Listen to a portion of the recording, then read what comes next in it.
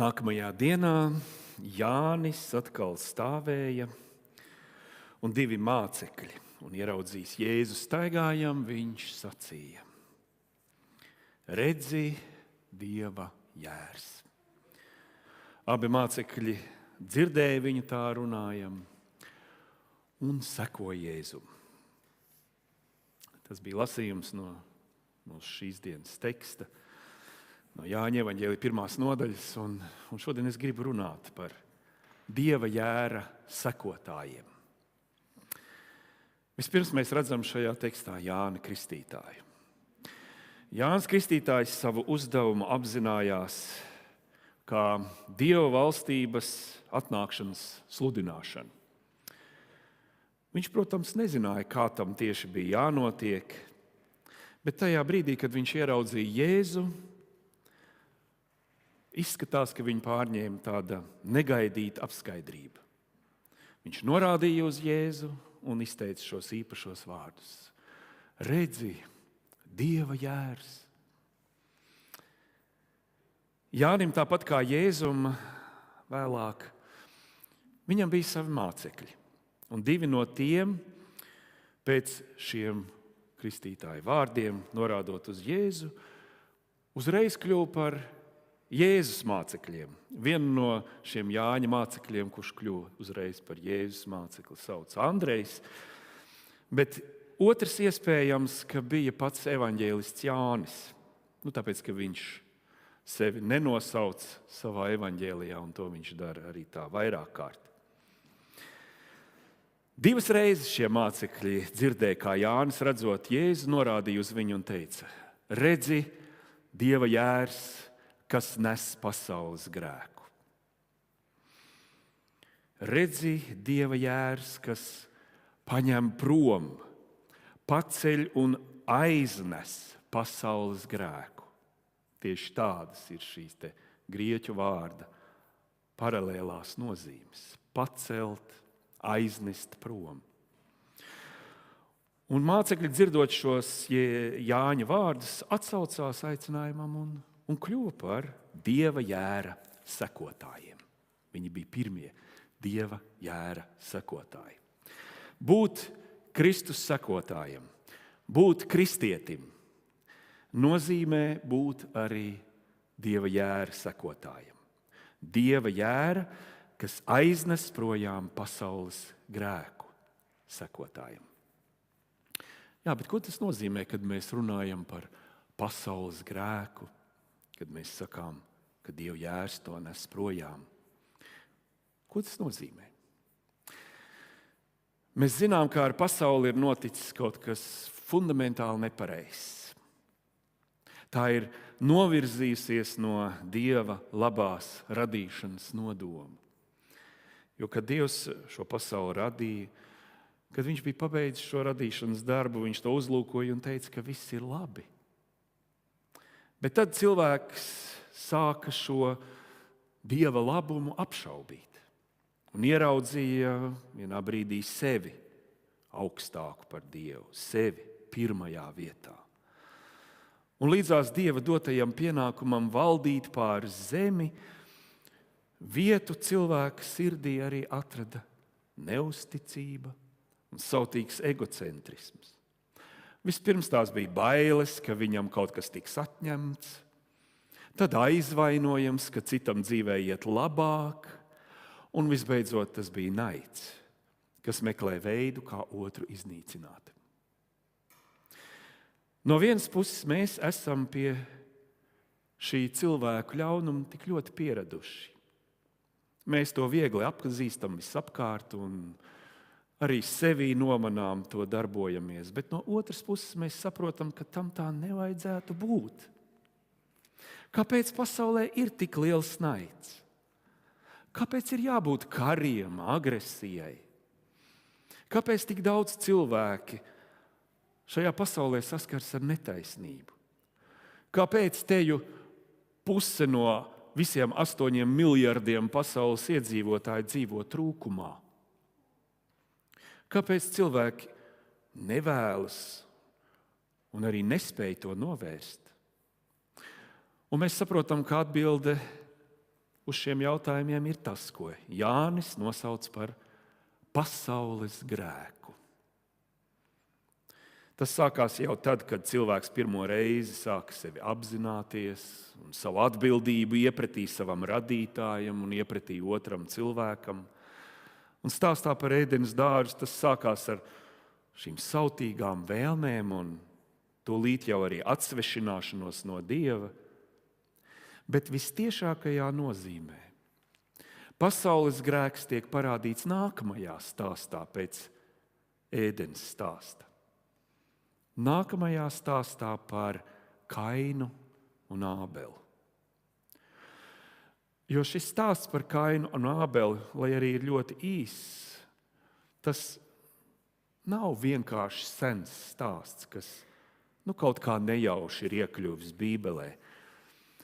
Bet tas ir stāsts, kas parāda pasaules grēka būtību.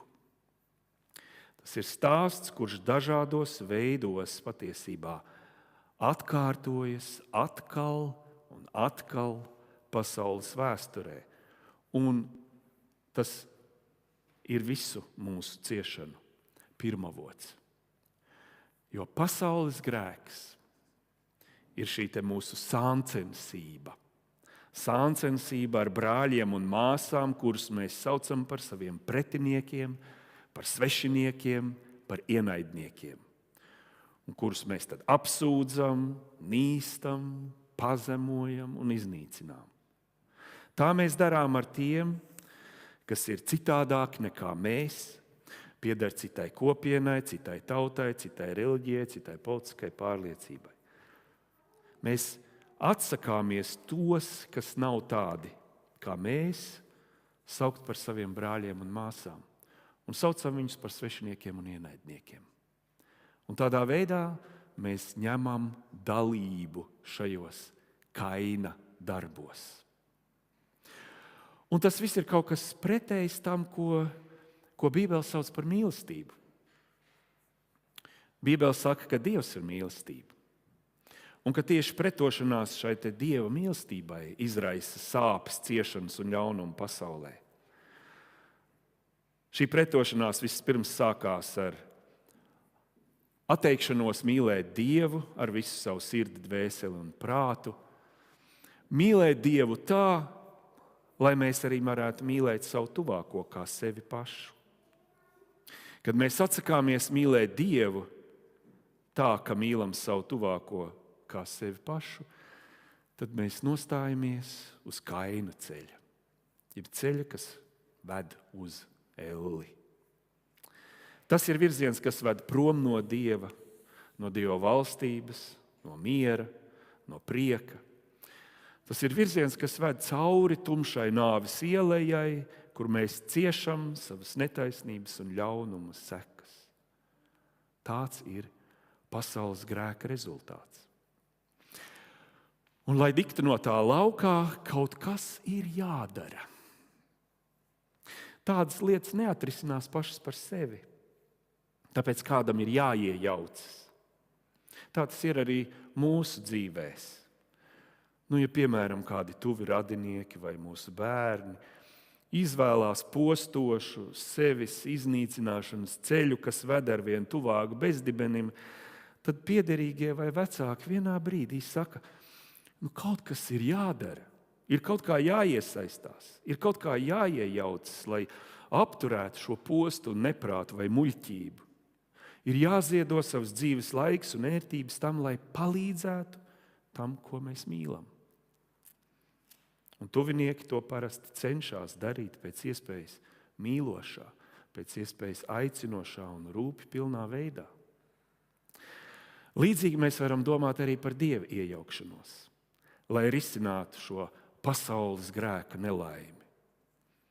Tas, kurš mīlestībā ir radījis visu, un arī cilvēku pēc savu tēlu un līdzības, ļoti sāpīgi izjūt savas radības muļķību, apzināti un neapzināti darot sev pāri, darot pāri arī citiem un izraisot tik daudz posta un ciešanas visapkārt. Radītājs nevarēja palikt vienaldzīgs, un viņš iejaucās. Šī viņa iejaukšanās sākumu mēs tikko arī kopā atzīmējām. Šis viņa iejaukšanās sākums ir Ziemassvētku vēsts. Tā ir vēsts par to, ka pasaulē piedzima glābējs. Glābējs no pasaules grēka nelaimes. Dievs nāk pie cilvēkiem kā viņa vienpiedzimušais dēls. Viņš nāk pie cilvēkiem, lai tos atbrīvotu, lai nestu prom pasaules grēku, lai pasaules grēku paņemtu prom. Pasaules ļaunums, kari, nabadzība, netaisnība un naids, protams, ir tikai simptomi, bet tā visa cēlonis ir pasaules grēks. Mēs varam karus apturēt arī paši. Mēs, protams, varam cīnīties ar trūkumu un netaisnību paši, bet mēs nevaram nodrošināt to, ka tas viss atkal neatkārtojas. Jo mēs nevaram paši tikt galā ar tā visa dziļākajiem iemesliem. Un tas ir grēks, pasaules grēks. To var izdarīt tikai Dieva dēls. Un tāpēc Jānis, kad Jēzus atnāca pie viņa kristīties Jardānas upē, uz viņu norādīja un teica: redzi, Dieva jērs, kas nes pasaules grēku. Un šim vārdam nav vienkārši nozīme nest, bet aiznest, nest prom. Evaņģēlijas sākumā mēs vēl nesaprotam, kā tieši notiks šī aiznešana prom. Kā Jēzus to izdarīs. Bet, kad evaņģēlija vēstījums noslēdzas, tajā brīdī mēs to saprotam. Dieva dēls Jēzus Kristus ir paša Dieva iniciatīva atrisināt pasaules grēka ļaunumu. Taču šis ļaunums, kas pēc būtības ir pretošanās Dievam, saceļas. Tas saceļas un iznīcina Dieva dēlu. Tāpēc šajā krusta nāves notikumā sastopas divas ļoti spēcīgas realitātes. Dieva mīlestība un labvēlība ar pasaules grēka, naidu un nicinājumu pret to. Dieva mīlestība un labvēlība saskaras ar pasaules grēka, naida un nicinājumu pret to. It kā viss pasaules ļaunums un grēks sakoncentrējās šajā vienā notikumā, kur Dieva dēls tika pienaglots pie krusta un nonāvēts. Un tajā brīdī Jēzus paņēma šo pasaules grēku un nesa. Ar savu nāvi viņš nesa pasaules grēku. Un uz kuriem viņš to nesa? Viņš to aiznesa nāvē. Viņš to aiznesa Šeolā, mirušo valstībā, mūžīgā nebūtībā, kur šim pasaules grēkam ir vieta, un tur tam ir arī jāpaliek. Taču viņš pats tur nepalika. Viņš pats 3. dienā augšām cēlās. Un viņš atstāja visu šo naidu un ļaunumu nāvei, un 3. dienā atgriezās brīvs no tā visa. Nevainīgs un svēts. Bez naida un apriebības, bez apsūdzībām un draudiem. Viņš atgriezās atpakaļ ar miera vēstījumu un aicinājumu mums sekot viņam jauna veida dzīvē, jauna veida pasaulē, kas ir brīva no šīm pasaules grēka simptomiem. Jo Kristus ir uzvarējis pasaules grēku. Tāpēc, mīļie, Jēzus nāve nebija Dieva sods par pasaules grēku, bet Dieva uzvara pār pasaules grēku. Jēzus nāve nebija Dieva sods par pasaules grēku, bet Dieva uzvara pār pasaules grēku. Jēzus nāve atklāja pasaules grēku iznīcinošo varu. Tas nonāvēja Dievu varu un var nonāvēt tik vienu. Bet Dievs to uzvar ar augšām celšanos, un arī mēs to varam uzvarēt ar ticību augšām celšanai. Tā Dieva jērs nes pasaules grēku. Vispirms viņš savu dzīvi velta tam, lai pretotos tā simptomiem, tad viņš ļauj sevi iznīcināt un aiznes to prom nāvē, un visbeidzot atgriežas atpakaļ, augšām ceļas ar mieru un piedošanas vārdiem. Bet tas vēl nav viss. Ar to jau viss nebeidzas. Patiesībā ar to tikai viss sākas. Jo tagad katra cilvēka dzīvē skan šis Jēzus aicinājums sekot viņam. Jo jautājums par pasaules grēku jau nav tikai kaut kas liels un globāls, bet tas ir arī ļoti tiešs un personīgs mums katram. Arī mūsu katra dzīvē Jēzus nes projām mūsu katra mazās pasaules grēku. Un viņam tas izdodas katru reizi, kad mēs izvēlamies savā dzīvē taisnību, mieru, mīlestību, naidu un nežēlības vietā. Jēzus aicina mūs katru būt par Dieva jēra sekotāju, un mums katram savā dzīvē, savos atšķirīgos veidos, lielajās un mazajās lietās būtu jāseko Jēzus piemēram. Jādara tā, kā darīja Jēzus. Tāpēc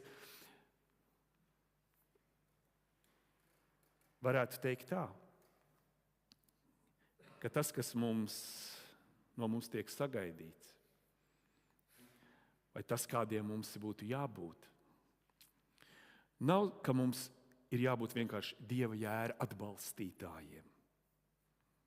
Mēs atbalstām, piekrītam visam, ko Dieva jērs ir izdarījis, un kad viņš darbojās, mēs skatāmies un par to priecājamies.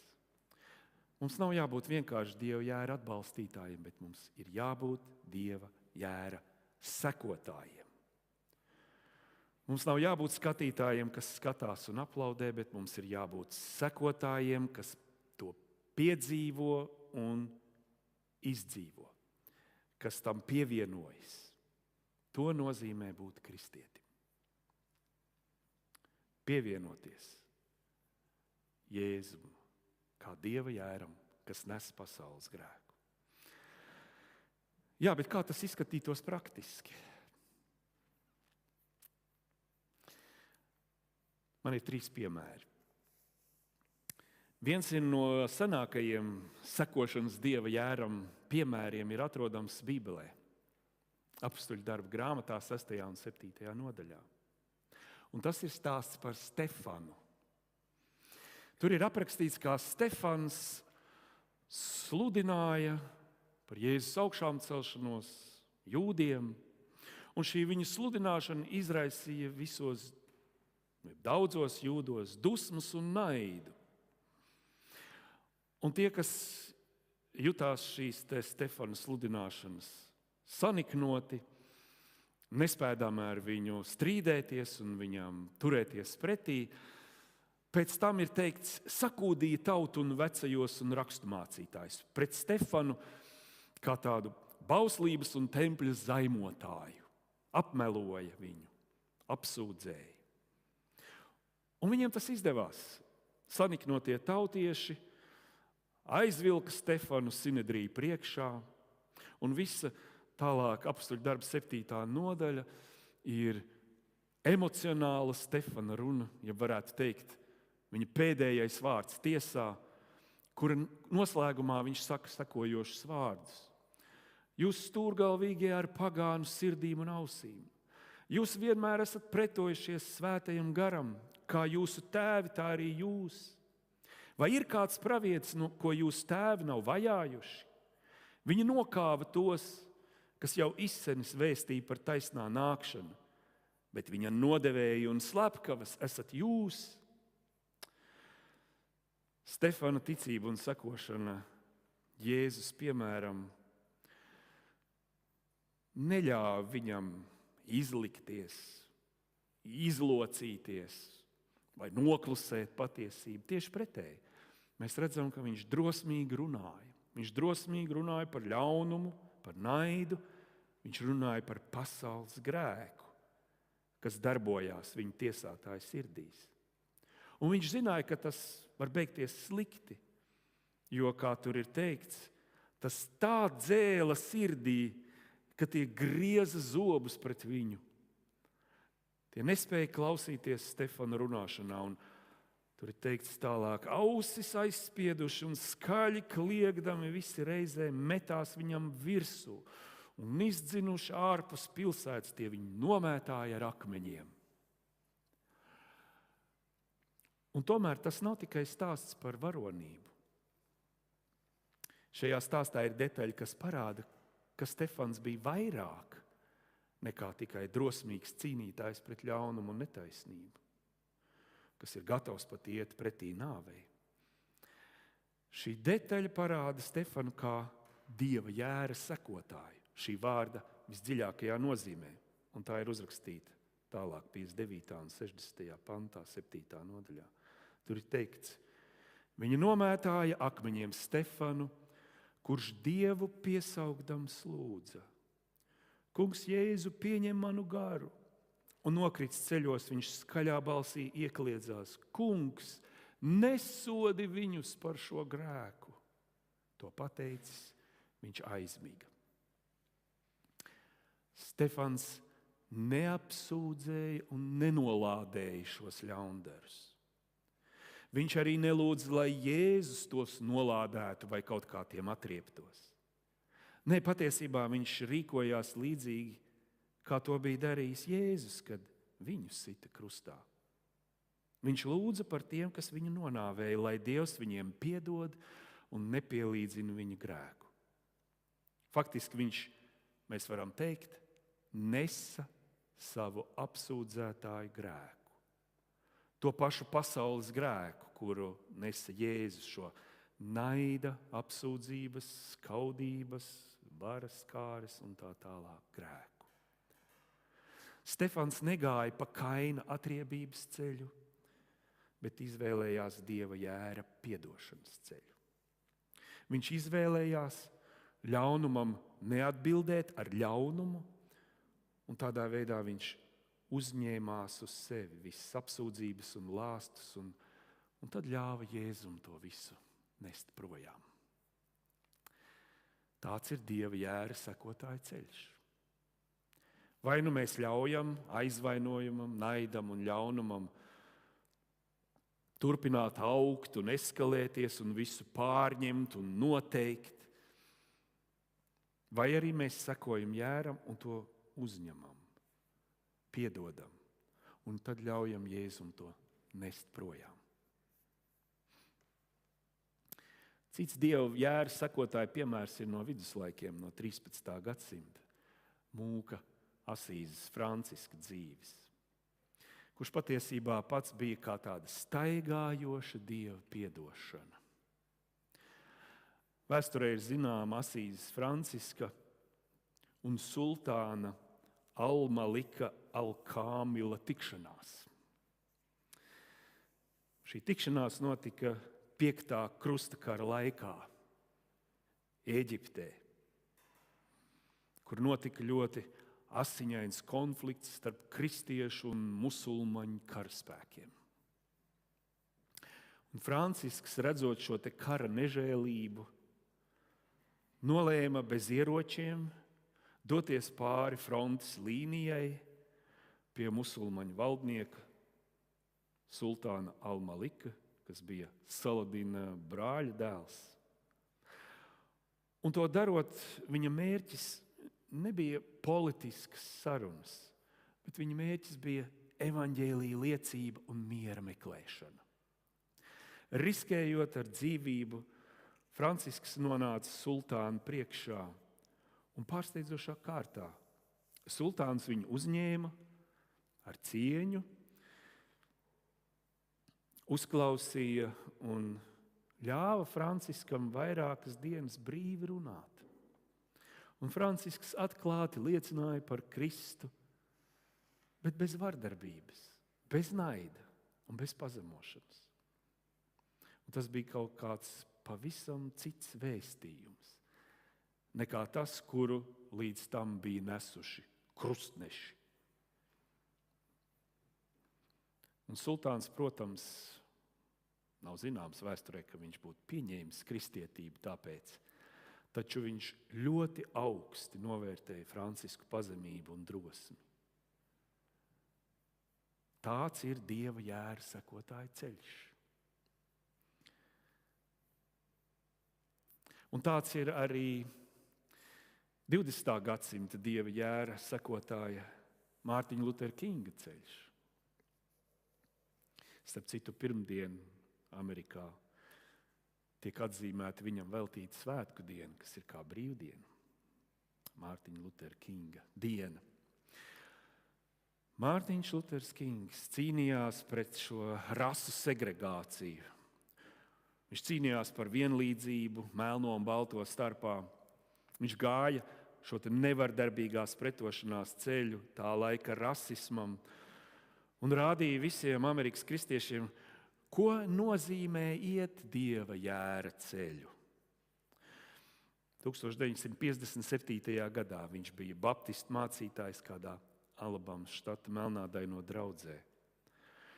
Un brāļi un māsas, kuriem viņš sludināja, tāpat kā viņš, ļoti labi pazina tā laika amerikāņu rasismu, Kluklukslānu, segregācijas pazemojumu un naidu. Un tomēr viņš sludināja tā. Te ir citāts no viņa svētrunas. Mūsu visniknākajiem pretiniekiem mēs sakām: jūsu spējai radīt citiem ciešanas, mēs liksim pretī mūsu spēju panest ciešanas. Jūsu fiziskajam spēkam mēs liksim pretī mūsu dvēseles spēku. Dariet mums, ko jūs gribat, bet mēs turpināsim jūs mīlēt. Metiet mūs cietumā, bet mēs turpināsim jūs mīlēt. Demolējiet mūsu mājas un biedējiet mūsu bērnus, bet mēs turpināsim jūs mīlēt. Pusnakts laikā sūtiet pie mums savus kapucēs ģērbtos varmākas, sitiet mūs un atstājiet mūs pusmirušus, bet mēs turpināsim jūs mīlēt. Un ziniet, ka vienā brīdī jūs nogursit no mūsu spējas izturēt ciešanas. Un kādu dienu mēs iegūsim brīvību. Mēs būsim tā uzrunājuši jūsu prātu un sirdsapziņu, ka šajā procesā mēs būsim jūs uzvarējuši. Un mūsu uzvara būs dubulta uzvara. Arī tāds ir Dieva jēra sekotāja ceļš. Vai nu mēs ļaujam aizvainojumam, naidam un ļaunumam turpināt augt un eskalēties, vai arī sekojam jēram un to it kā paņemam uz sevi, uzņemam, piedodam, un tad ļaujam Jēzum to aiznest projām. Tā ir izvēle, ko mums ir jāizdara pašiem ikdienas. Arī savas dzīves mazajos izaicinājumos, savas dzīves personīgajās grūtībās. Un tāpēc, lai Dievs mums dod uz to gudrību un drosmi. Āmen.